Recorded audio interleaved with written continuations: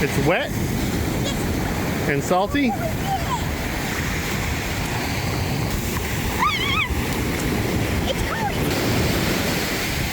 Here you go. Woo! It's not cold. It's so cold. Okay, babe. You can run around. Just stay with us. I'm going to the bar. There they go. Why can't I go to the water? The doggies will fall on it.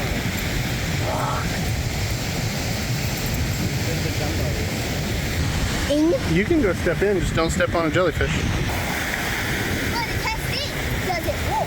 Look. I'm trying to cover the jellyfish so it don't step on it. Sand absorbs it pretty quick though. Hey, guess what? It's raining again. Because it's what we do.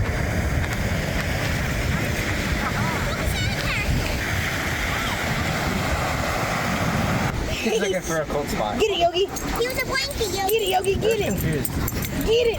Daddy, I'm gonna go make those sand castles better. Yogi's pouring sand. Oh, He's trying to dig a hole. He likes It's the not hole. comfy for him. Yeah, he likes to lay in a hole. Get it, Boober. Get it. He just kicked it. He is. Yogi, you're in the way. he's gonna bury you. I'm He trying to is. get the perfect hole here. Do you mind? Oh my gosh. Oh, help me, Yogi. He's gonna scratch your feet. Oh, he was swimming sideways again.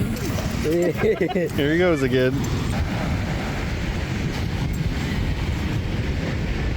They're like concerned. Just chilling under the lifeguard station. Daddy,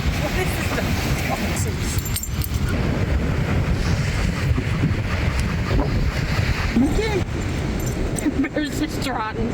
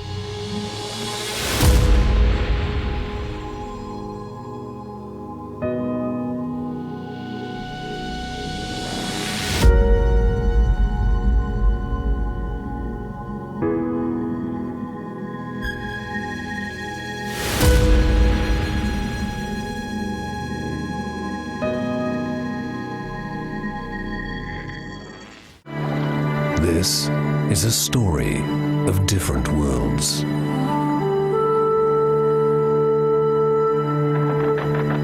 In the beginning, each knew little of the other. But in time, they would learn.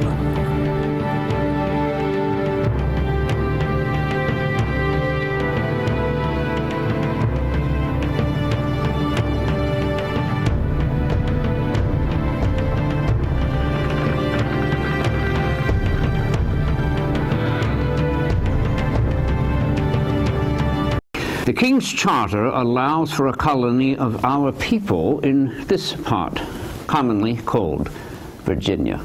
And is this place safe from the Spanish? We shall have a fort well hidden from the sea. Newport here shall be admiral to our 3 ships. He has captured or destroyed some 20 Spanish vessels and knows the western waters. And what of the natives of this place? Ah, yes, the Indians.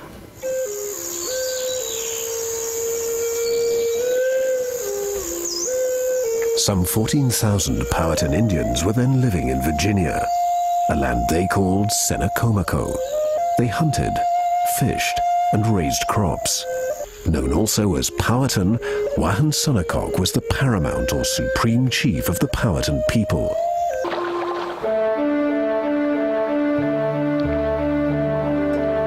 On May the 14th, 1607, the Virginia Company's adventurers landed 60 miles up a river they named the James to honor their king.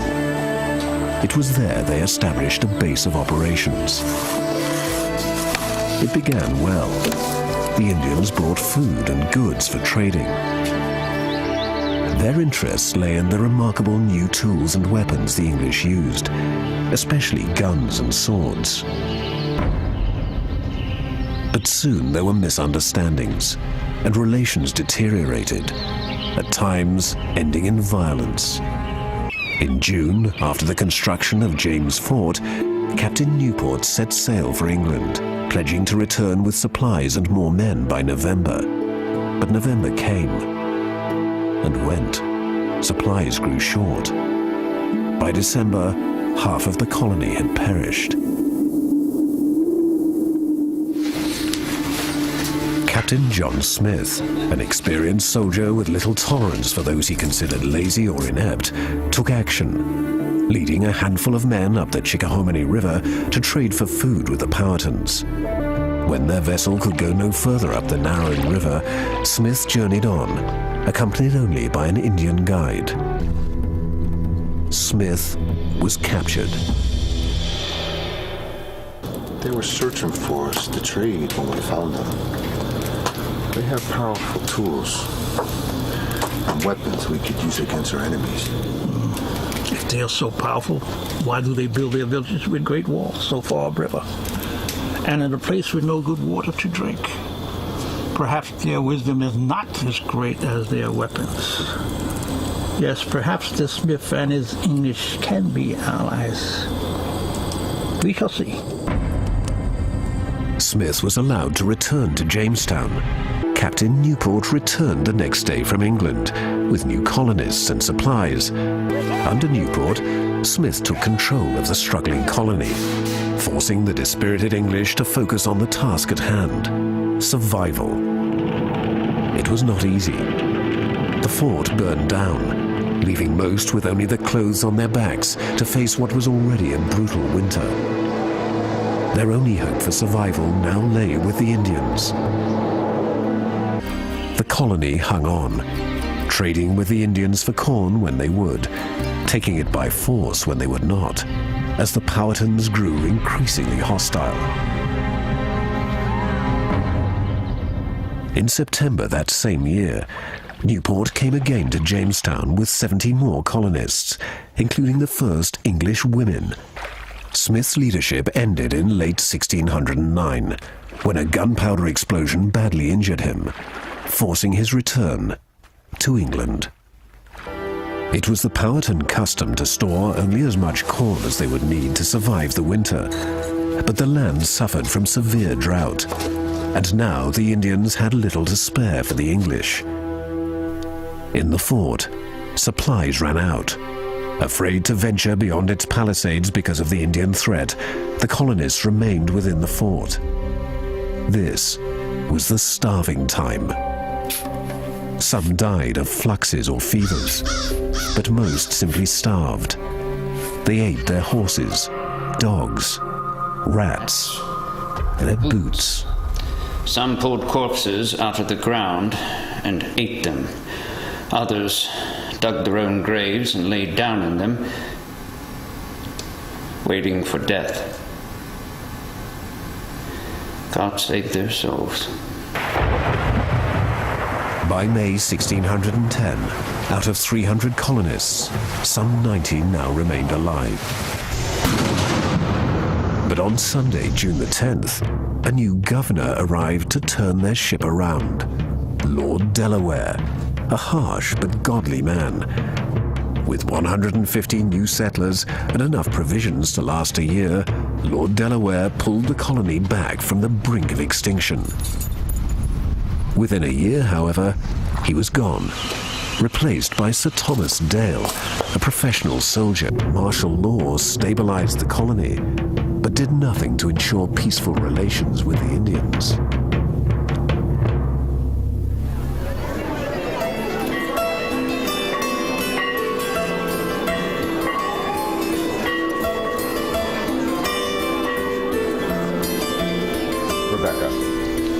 In 1613, Wahan Sonnecock's favored daughter, Pocahontas, was captured by the English and held hostage. During her captivity, a romance began with John Rolfe, and in 1614, she married the English gentleman. Rolfe had been growing tobacco, experimenting in the hope of developing a cash crop. The Virginia Company hoped that the visit of Pocahontas to England would help ensure the success of the venture, generating new interest among the English as she continued to serve as a peace emissary between the cultures. I suggest that we send 100 willing maids for those who would have wives, that we encourage the colonists to produce their own staples and solid commodities, and that we petition a new charter whereby the colonists may not only own their own land, but address their own interests in a representative assembly. We plant families and give them a greater stake in their own colony. Well, who would not enjoy the freedom to grow? After economic failure and the loss of thousands of lives, King James dissolved the Virginia Company. By 1625, it was no longer active. After the marriage of his daughter, Wahan Sonnecock pledged never again to wage war against the English. His promise helped maintain a tenuous peace until his death in 1618. His brother and successor, Opechancanough, fought against the English invaders. Hundreds of settlers and Indians were killed in the Anglo-Powhatan War of 1622 that was to last a decade. Pocahontas never returned to Virginia. Within a year of her arrival in England, she died and was buried there at Gravesend.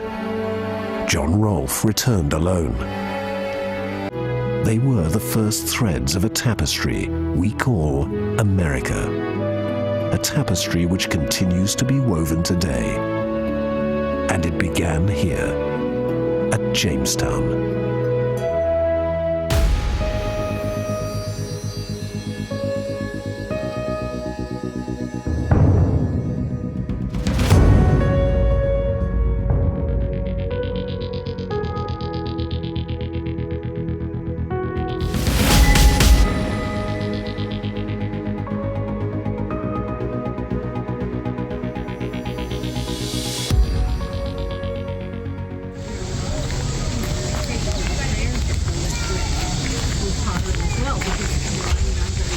Superstitious, even when I close the lid of my modern stone to fire pottery. Pretty cool.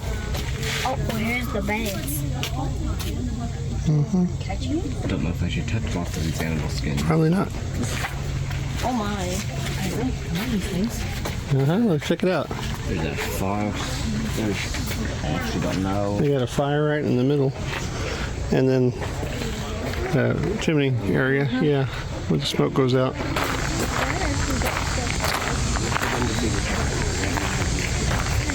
Hi. Hello there. Because the Powhatan would have kept the fire going pretty much 24/7 in one of these houses. They wouldn't have let it go out. Ah. Cool.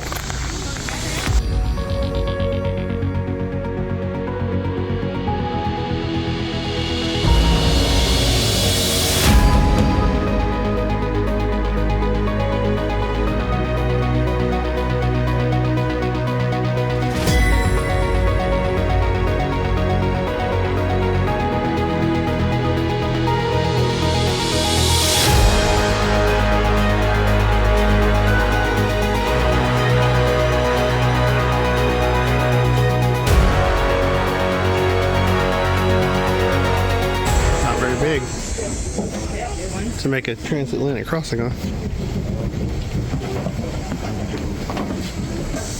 Hello there, welcome on board. Thank you. You guys are stepping on to the Godspeed here. Medium-sized ship would have carried around 52 men on board. Be pretty packed with 52 people. Oh yeah. About 39 extra people on board. Were most below deck, or did they kind The of... passengers would all be down below where you guys are going. Okay. The crew would be up here in ships, half of them on deck at a Oh, time. I got you. Okay. How many were in the crew? About 13. Okay.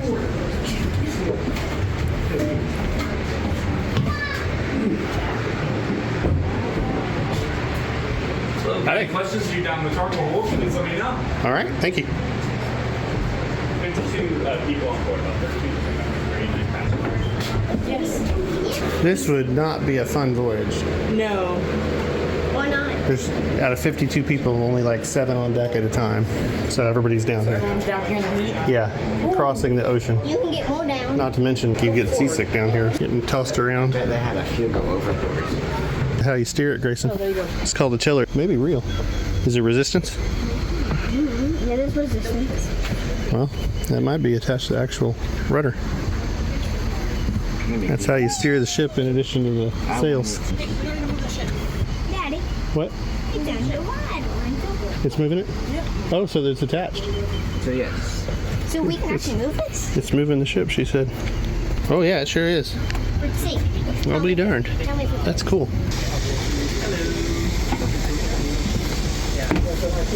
The route they took. So they left December 1606, arrived May 1607. That's a long voyage. So they have 2 of the 3 ships, I guess. Yeah. This is the Discovery, yeah. The length of the deck, 50 feet, 10 inches. Yeah, how did they say? RV is 48 feet. Oh yeah, that's the length of our RV. Just, it's a Pretty little much, longer. yeah. A bit longer. Wow. This Did- one had 12 passengers and 9 crew. Oh, okay, a lot smaller then. What is this? Hunter's jinxing us. Oh, I wanted to wear. So,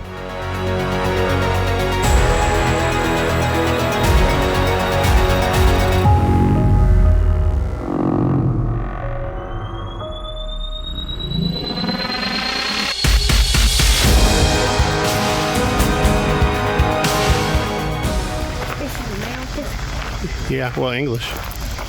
Long before America. All English back then. Can. Hunter, look at the old school armor. I don't think that would help. That looks like Again. what? Better than nothing. Little beetle. Here's the deal, son.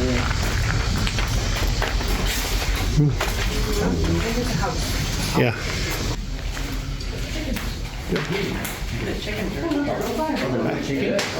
Sure are.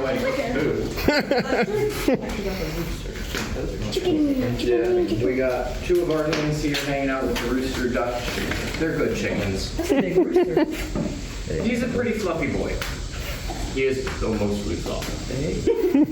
And he spends more time than anything else just about cleaning those feathers, getting them all nice and fluffy and pretty. Like so. Yeah. Thanks. They're just using, for the most part, raw coal. And for the first shipment, it's coal brought from England. And then after that, they can start making charcoal. But they're bringing about 2 tons of coal with their first trip.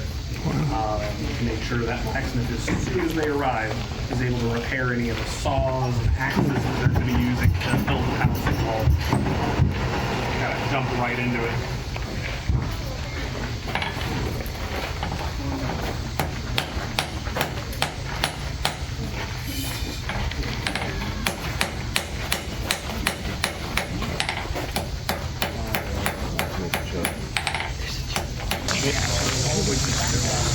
So if a hinge broke and you didn't have any extras, you need to replace that.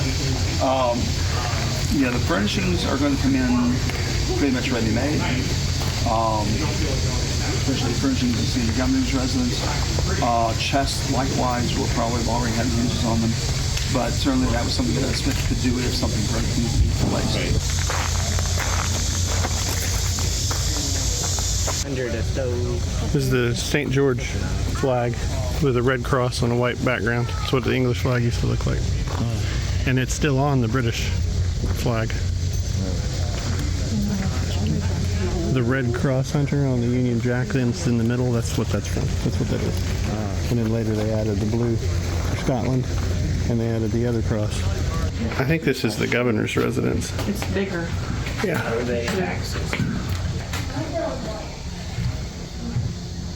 Fancy table.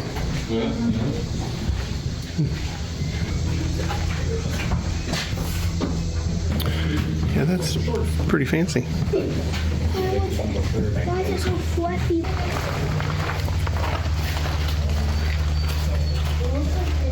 They're, like I said, they're engineered to take a lot.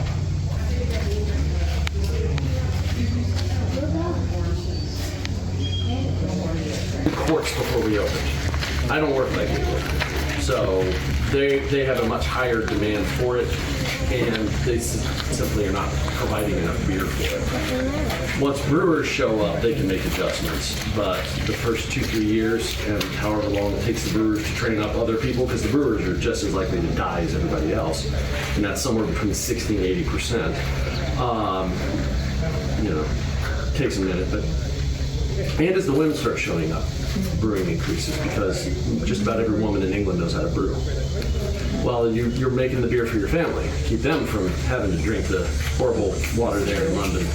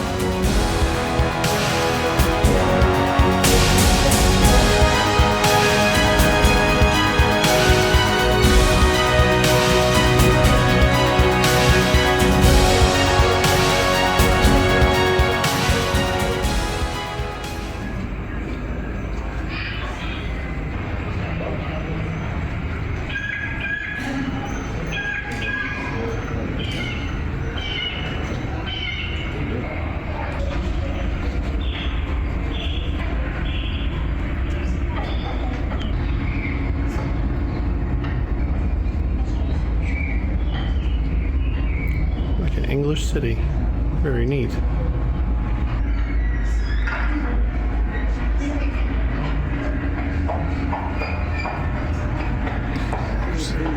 The Queen. Elizabeth. She was one of the most powerful. She never married. Oh, yeah.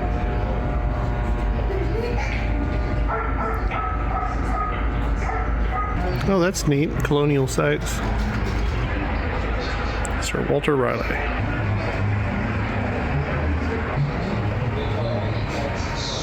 Oh, yeah, it's a ship. Wow.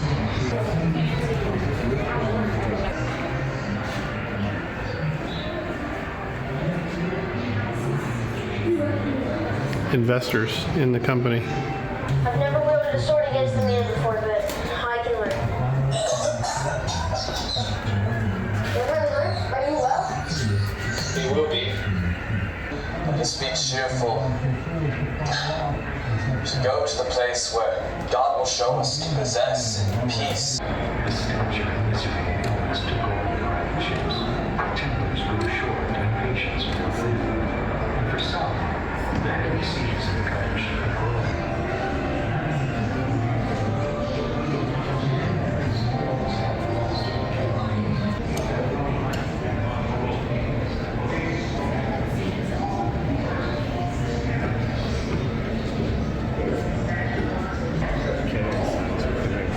They fired one, I think.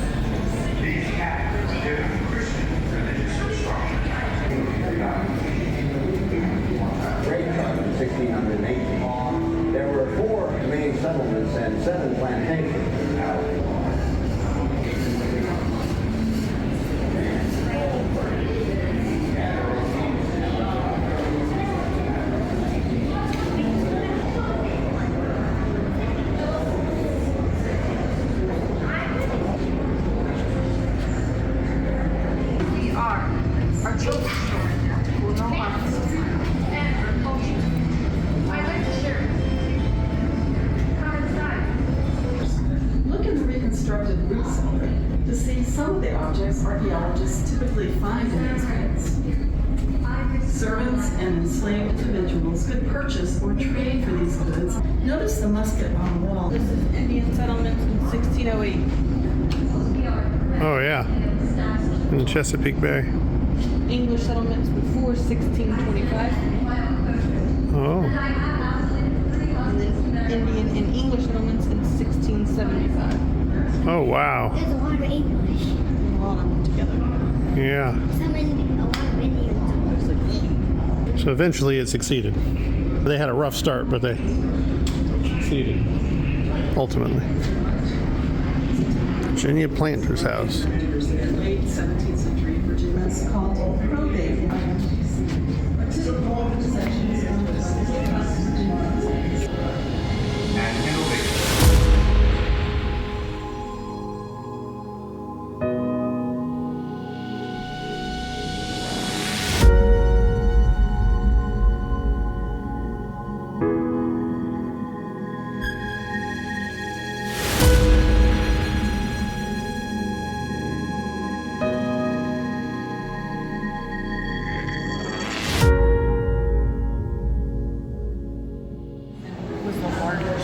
Oh yeah. Oh, we were on the Godspeed. Yeah, look how small it is compared to that one. And the Discovery. Those are the two we got on, and then oh yeah. And I see why they don't have this one. Oh yeah, the Susan Constant was huge. Which one's the Godspeed?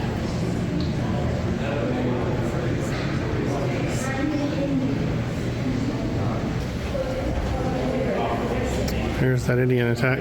Yeah, it was a massive attack where Morgan's ancestors were killed.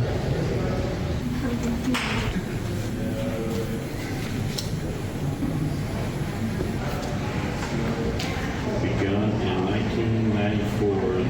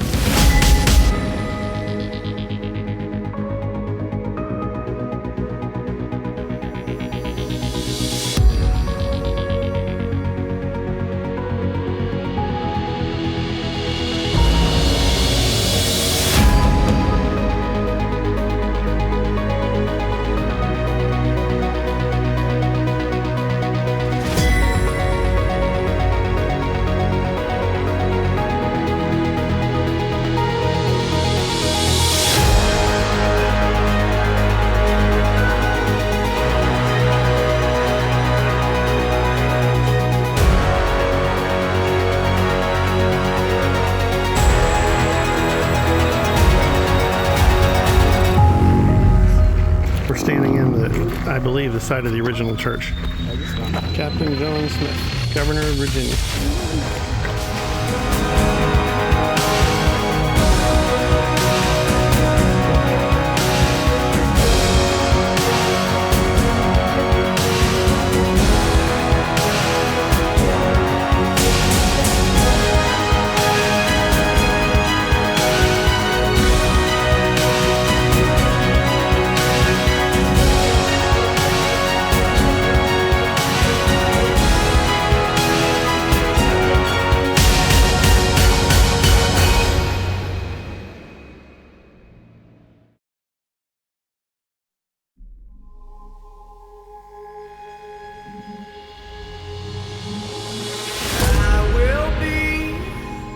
The last to fall. I won't shed a tear for them to see. And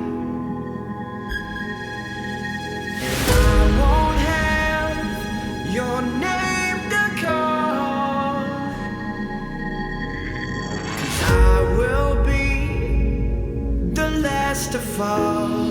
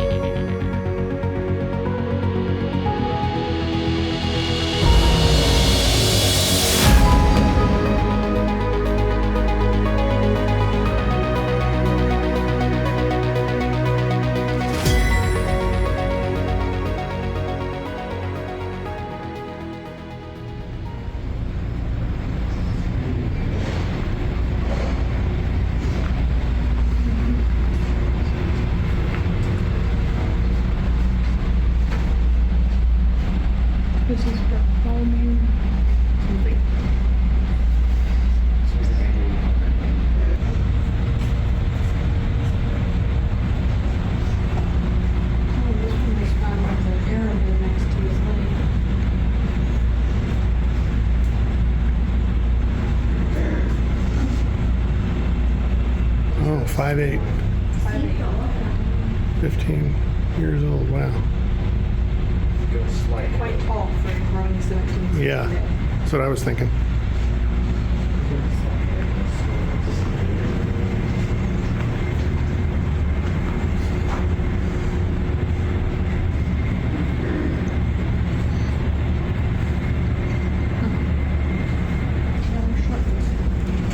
This doesn't look like the old days. This looks like medieval. Same time.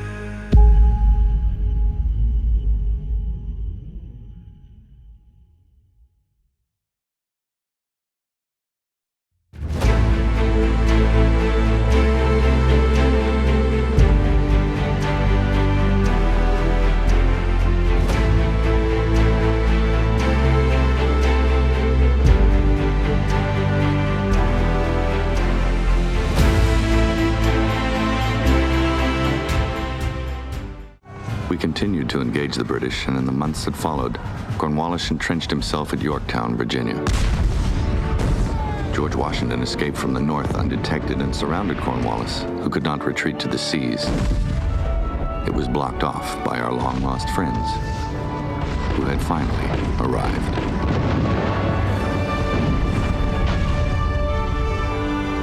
Vive la France. Vive la liberté.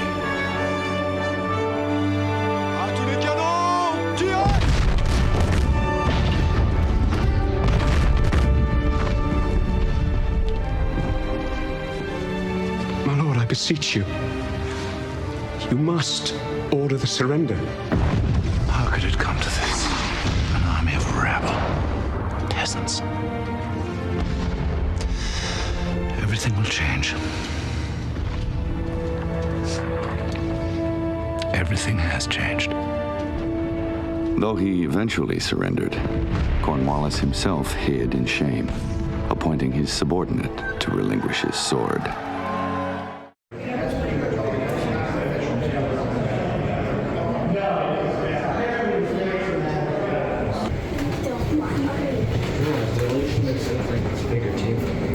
Definitely bigger ship than the other ones we saw.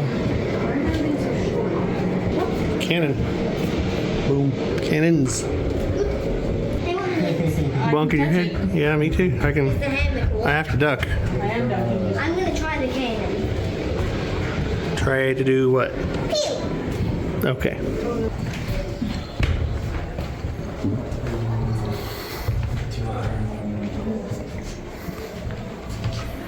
British surrender. Wow. To the Americans. And the British are the ones in the red. Wait, whose army is who? This is the British. This is... My guess is French, American, British.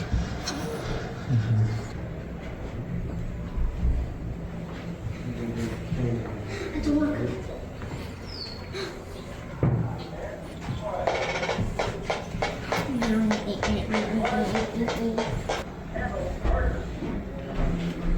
you ever see that, Hunter? The first American shot, Washington fires an 18-pounder and the cannonball crashes into a dinner party for British officers. Well, that would that'd get their attention.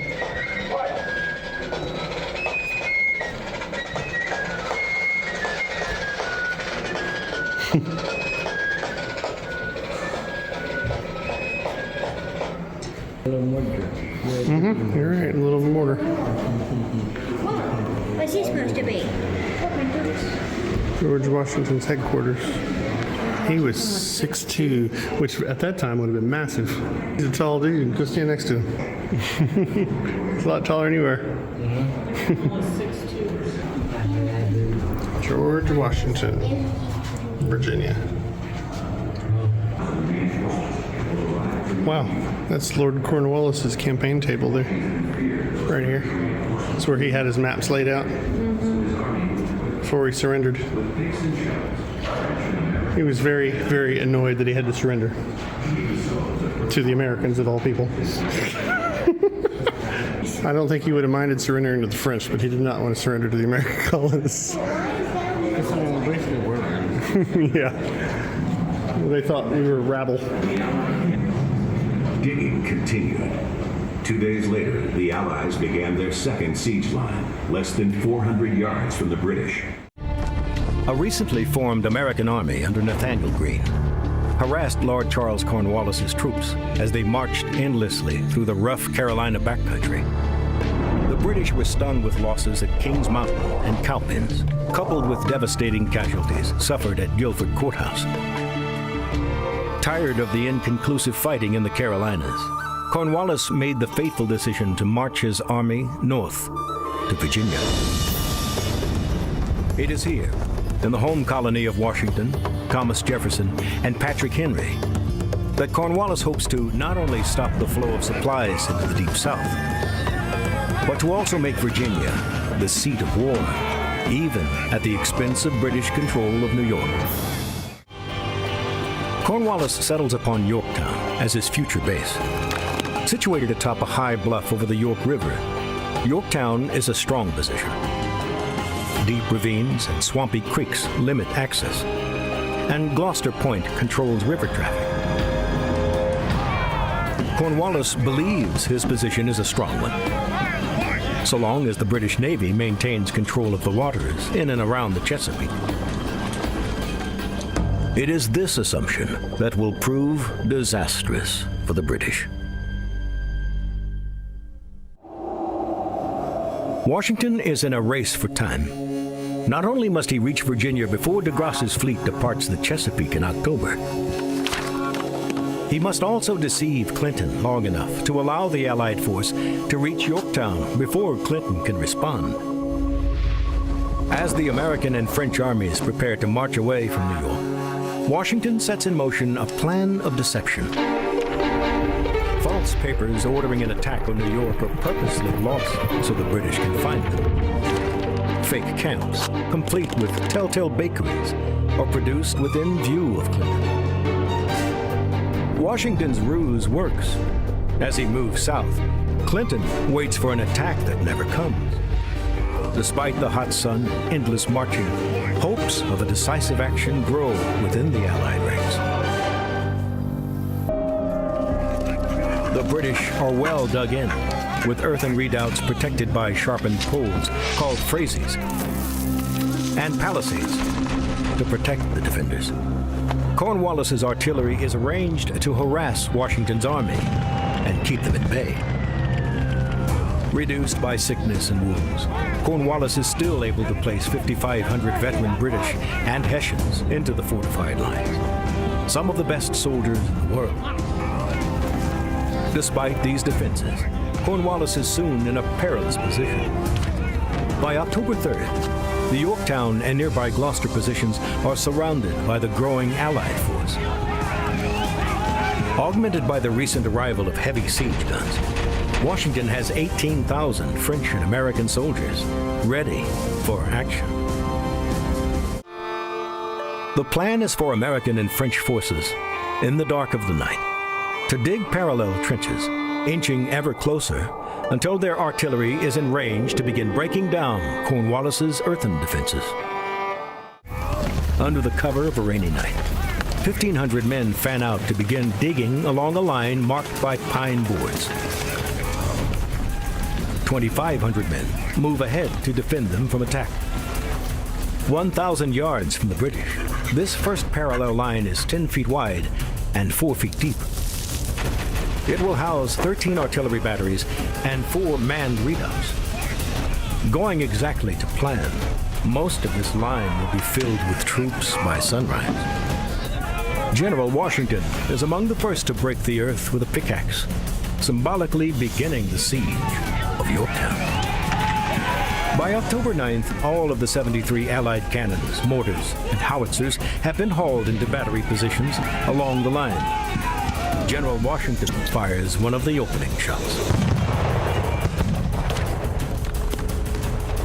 As many as 1,700 rounds eventually crash into the unfortunate town each day.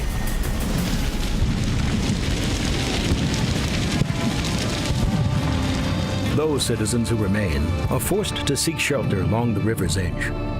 Even Cornwallis, who had been occupying the home of former Virginia Governor Thomas Nelson, shelters in an underground bunker. Although the cannons of the Allies were relentless, more pressure was needed. Digging zigzag approach trenches, the Allies began construction of a second parallel on the night of October 11th. This second parallel is only 350 yards from the nearest British defenses, point-blank cannon range. By dawn, they had built a trench 750 yards long. As they build the second parallel line, 2 advanced British redoubts, number 9 and number 10, block their path to the river. The Allies will make a direct assault against these stout positions. Leading the American assault on redoubt number 10 is one of Washington's trusted aides, 24-year-old Lieutenant Colonel Alexander Hamilton. Facing the larger and tougher redoubt number 9, Count Guillaume de Dupont will lead the French assault, which includes 400 veteran grenadiers and chasseurs from the regiments Gatinois and Dupont. As night falls on October 14th, the French unleash a diversionary raid on the Fusiliers redoubt at the far end of the British line. The combined assault begins at 7 p.m. Hamilton leads his 400-man force toward redoubt number 10, illuminated by signal rockets. They must cross a quarter mile of open ground as fast as they can. Lieutenant Colonel John Lawrence leads 80 Americans around the back of the redoubt, while the remainder make a frontal assault. British grape shot and shells failed to slow the Americans. After a few minutes of hand-to-hand combat, they take redoubt number 10. The French have a tougher time with redoubt number 9 and face intensive musket fire. But after a savage, close-range fight, the French overwhelmed the British and Hessian defenders. At a cost of 24 men killed and nearly 100 wounded, Cornwallis is now trapped at Yorktown, and he has few options. His attempt to slow the Allied bombardment with a sortie of 350 light infantry and grenadiers yields no lasting results. A desperate attempt to flee the lines across the river fails due to lack of boats and terrible weather. Surrounded by a sick and hungry army, the smashed houses of Yorktown, and the rising stench of hundreds of dead and rotting horses, Cornwallis decides to seek the unthinkable: the surrender of his forces to the French and Americans.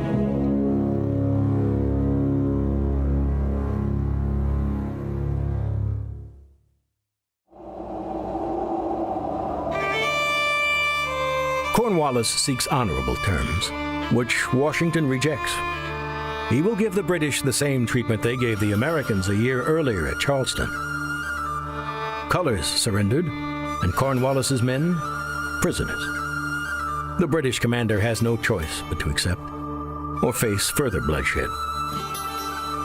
At 2 p.m. on October 19, 1781, the British march from the ruined remains of Yorktown. They stack their weapons and surrender their flags. Lord Cornwallis claims illness, leaving the formal surrender to Brigadier General Charles O'Hara.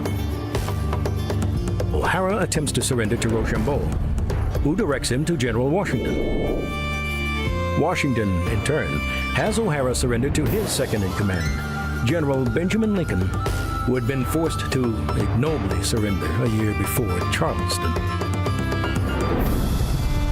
With Cornwallis's sick and wounded, more than 8,000 prisoners are counted at Yorktown, along with over 200 cannon, 8,000 muskets, and 2,000 swords.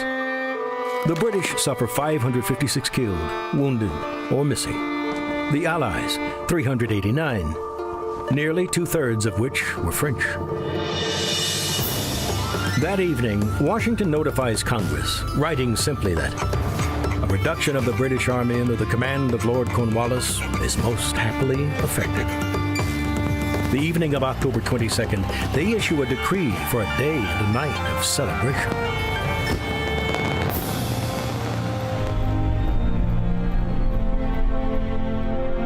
When Lord North, the British Prime Minister, learns of the defeat a month later, he blurts, "Oh God, it is all over." And while King George III continues to ask for further military actions, the war is essentially over. The defeat at Yorktown and the mounting costs of the war saps British public support for continued action.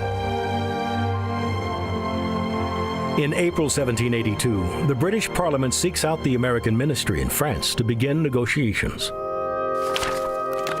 18 months later, the Treaty of Paris is ratified by Congress, bringing about the end of America's war for independence and the beginning of a new nation. With the war over, General Washington shocked the world in December 1783 by resigning his commission as Commander-in-Chief.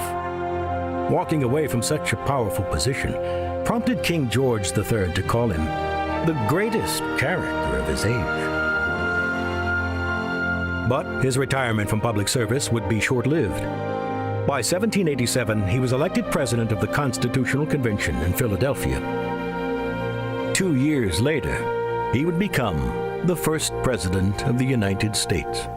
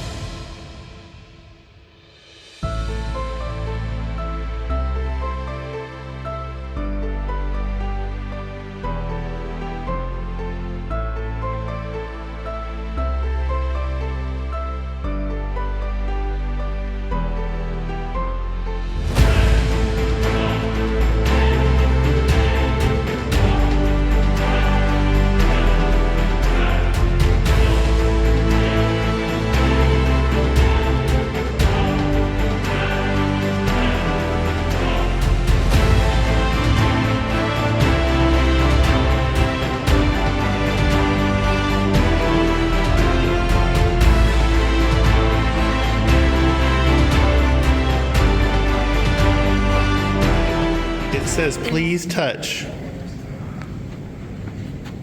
Made for Grayson. Can't get them out. How would you try to yell at them? Oh, British, French, Continental Army, American. See how they compare. Which one's heaviest? Yeah.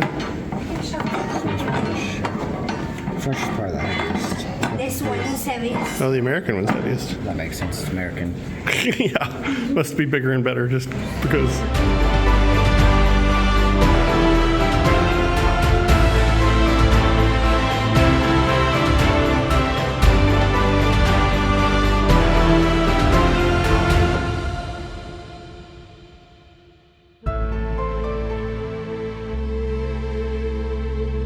Also added things like parallel doors and windows here to give it kind of a breeze through. Thank you. You're very welcome. How y'all doing today? Pretty good, how are you? Excellent, excellent. Keep all that nasty stuff outside here. Hey guys. Hey. I'll put you a separate kitchen and laundry. So this is I'll put you a seat in there. separated primarily because of the heat here. Not so much for fear of house fire. They've still got fireplaces inside, but this inside your house in Virginia is no fun right now. But in addition to cooking in here, Mom is also preserving food. What does it mean to preserve your food? What's the point of that? Make it last. Yeah, make it last, exactly. Much longer than it would do otherwise, which, if you're a farmer in the 18th century and you don't have a refrigerator, that's going to be pretty important.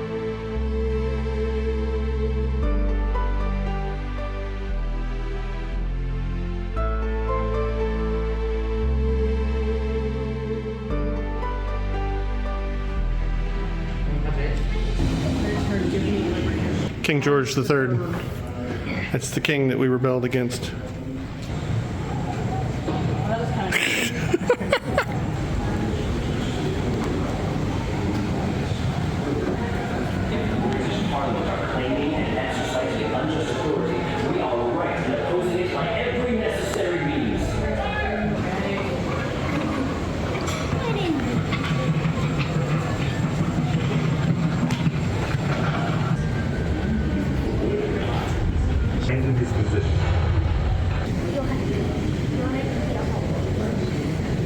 War at sea, Paul de Grasse. For the American John Paul Jones to surrender, and that's what he told him. I've not begun to fight yet. Let me surrender. I've not yet begun to fight.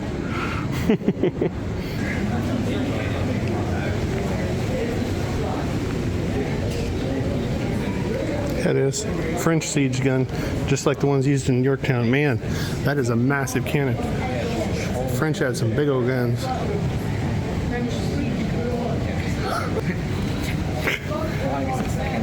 Grayson gets very excited now. I don't know. Big horses, draft horses.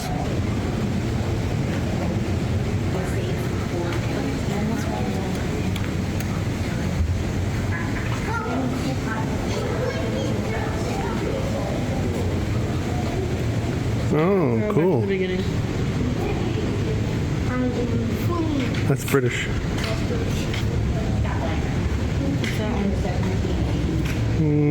French. See the fleur-de-lis? The fleur-de-lis there on the left. And then America. Yep. E pluribus unum.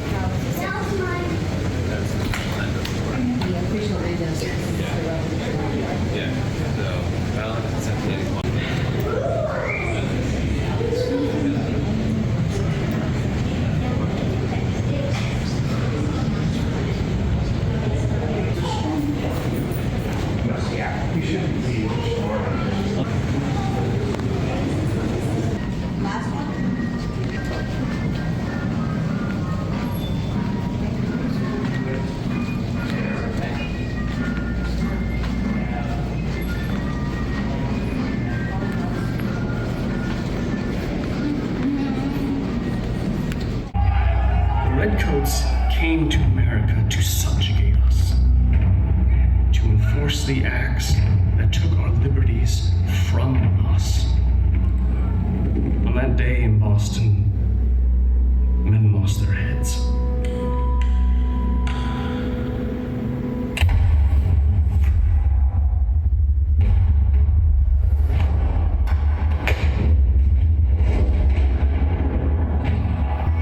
Three of our citizens were dead on the spot, just as their their lives were taken, so was our liberty. Both are fragile and easily lost. In April of '75, at Lexington and Concord, we stood against the Redcoats, this time armed. And this time, we fired back. Militias all over the colonies were called out in opposition to the British in Boston. For a country founded on individual freedom and the consent of the governed is truly a revolutionary one. A revolution worth fighting for. One that is ours to carry on.